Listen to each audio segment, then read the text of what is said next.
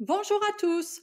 Grâce à cette vidéo, vous allez apprendre à reconnaître les différentes fonctions grammaticales. Même si elles peuvent vous paraître souvent complexes à identifier et qu'elles portent des noms difficiles à retenir, pas d'inquiétude, je vais partager avec vous des astuces pratiques pour faciliter leur repérage. Vous verrez ainsi que la grammaire peut devenir accessible avec quelques bons stratagèmes. Suivez-moi et démarrons ce tour d'horizon des différentes fonctions. Tout d'abord, évitez de confondre classe grammaticale et fonction. La classe grammaticale du mot est sa nature, son identité. Elle ne change pas, à quelques rares exceptions près.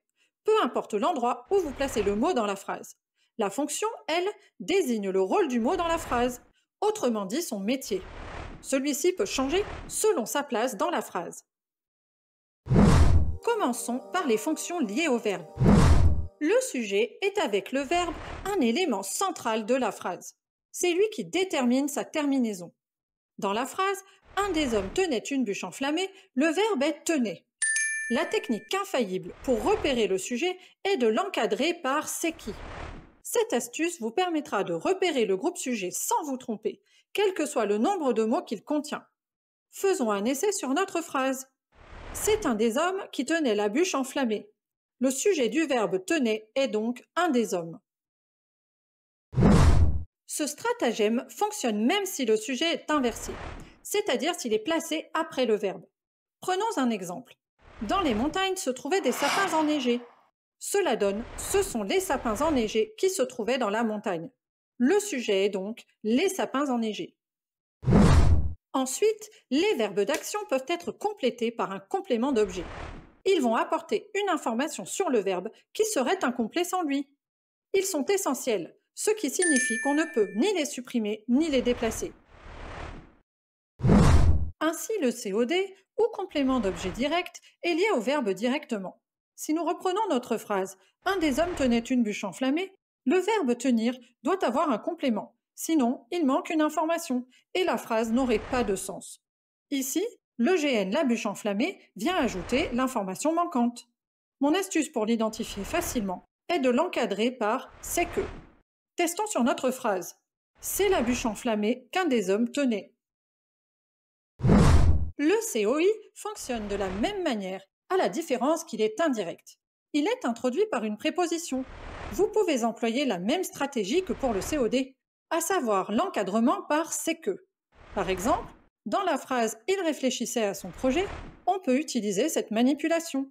C'est à son projet qu'il réfléchissait. Pour le distinguer du COD, il faudra quand même bien prêter attention à la présence de la préposition.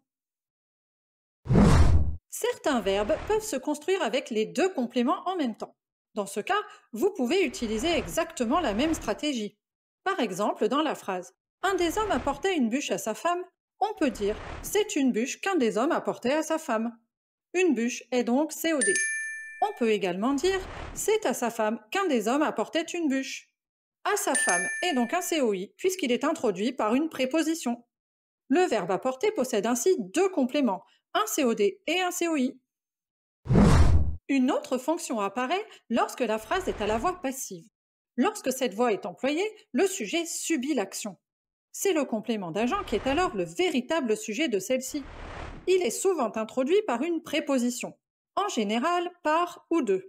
Par exemple, dans la phrase « Des bûches sont jetées dans la cheminée par Alex ».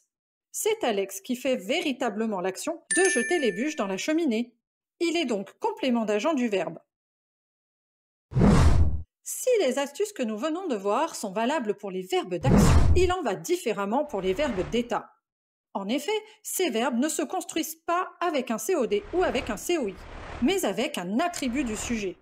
Lorsque vous repérez le verbe, demandez-vous toujours s'il s'agit d'un verbe d'action ou d'un verbe d'état. Voici la liste des principaux verbes d'état. Être, paraître, sembler, rester, devenir, demeurer, avoir l'air de ou encore passer pour. L'attribut du sujet apporte une information sur le sujet. Tous deux sont reliés par le verbe d'état. Ainsi, dans la phrase « La bûche semblait chaude », on identifie le verbe sembler comme verbe d'état. Puis, pour vérifier que l'attribut correspond au sujet, on place un égal entre eux pour vérifier cette correspondance. Effectivement, je peux dire « La bûche égale chaude ». Chaude est donc attribut du sujet « la bûche ». L'attribut du COD, quant à lui, donne une caractéristique sur le COD. On peut le reconnaître aussi grâce au verbe qui l'introduit. Souvent, il s'agira de avoir, appeler, trouver, juger, considérer comme, rendre, nommer ou élire. Ainsi, dans la phrase le feu puissant rendait la bûche brûlante, l'adjectif brûlante donne une caractéristique du COD la bûche. On note aussi la présence du verbe rendre. Maintenant que nous avons vu les fonctions liées au verbe, nous pouvons passer aux fonctions liées à la phrase. Il s'agit des compléments circonstanciels. Ils indiquent les circonstances de l'action et répondent aux questions où, quand, comment, pourquoi ou encore dans quel but. Contrairement aux compléments d'objet et à l'attribut, ils ne sont pas essentiels. C'est pourquoi on peut les supprimer et les déplacer dans la phrase. Dans la cheminée, la bûche brûlait rapidement. Je peux déplacer et supprimer les deux groupes de mots dans la cheminée et rapidement. Cela donne la bûche brûlait et rapidement la bûche brûlait dans la cheminée. Rapidement est donc complément circonstanciel de manière et dans la cheminée complément circonstanciel de lieu. Autre astuce possible pour vérifier que vous les avez bien repérés, commencez une phrase par « cela se passe » et continuez-la avec les groupes de mots relevés pour voir s'ils donnent bien des indications sur l'action. Ici, nous pouvons dire « cela se passe dans la cheminée rapidement ». Enfin, abordons les fonctions liées au nom. On appelle expansion du nom les mots ou groupes de mots qui apportent une précision sur le nom. Elles sont supprimables et appartiennent au groupe nominal. Tout d'abord, voyons la fonction épithète. Pour apporter des précisions au nom, je peux lui ajouter un ou plusieurs adjectifs qui auront la fonction épithète. Dans la phrase « la bûche chaude brûlait dans la cheminée », l'adjectif chaude précise le nom bûche et se situe à l'intérieur du GN dont le nom noyau est bûche. Je peux aussi lui ajouter une proposition subordonnée relative qui jouera le même rôle que l'adjectif. Si je dis « la bûche qui était chaude brûlait dans la cheminée », la subordonnée relative apporte également une précision sur le nom bûche. Elle est aussi épithète. Pour détailler le nom, je peux aussi lui ajouter un complément du nom, qui est la troisième expansion du nom. Dans l'exemple, la bûche en bois brûlait dans la cheminée. Le groupe prépositionnel en bois apporte lui aussi une précision sur le nom bûche. La différence avec les deux autres expansions est qu'il est introduit par une préposition. Bien sûr, il vous faudra un peu d'entraînement pour manipuler les mots avec les astuces que je vous ai données, mais vous verrez de nets progrès en peu de temps.